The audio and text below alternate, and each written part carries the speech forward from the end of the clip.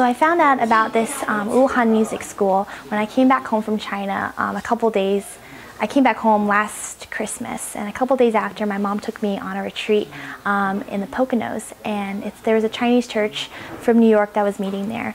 And I was there kind of just freshening up after that long trip. It was challenging, yet one of the most awesome trips I've ever had in China. And there was a piano player there, and he was a great piano player, and he was great at improvising and just singing praise songs and hymn songs. He was great at it. And so my mom and I were able to talk to him afterwards, and we were able to tell him a little bit of what I was doing in China last fall. And he was like, oh wow, because my parents, they have a school in Wuhan too, just like that one. And I got really excited and I sort of asked questions about it, and he said that they have 150 children and they run completely on faith. And that part really struck me, how they run completely on faith. And he was saying that they hardly have enough food for the children, but every time that they need food, they'll stop everything that they're doing and they'll just start to pray and pray that God will provide the food that they need. And so in everything they do, they just completely rely on God. And so in my head, I was like, okay, I just got back, I'll wait a couple years, graduate, go back. But then as I started to pray about it, I realized that the need is now and it's not later. And that many of the children who are there now won't be there later.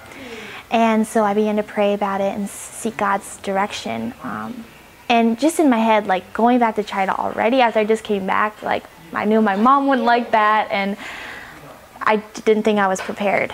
But as I began to pray, God just started opening up all different doors and just started revealing to me, like, this is where you need to go. Like, this is where I want you to be. He provided everything I needed for this trip, even the people. I was talking to some friends who adopted a daughter from China 9 years ago, and they were saying how they're going to go back to China in April. And I was like, oh, okay, because I had not decided when I was going to go back yet. And then they said their daughter is also from Wuhan. And I was like, oh, well, that's where I'm going. That's where I would like to go. And so they were saying how they weren't sure if they were going to go down there yet. And so God's providence, we were able to go together and travel together in China and go visit the school in Wuhan.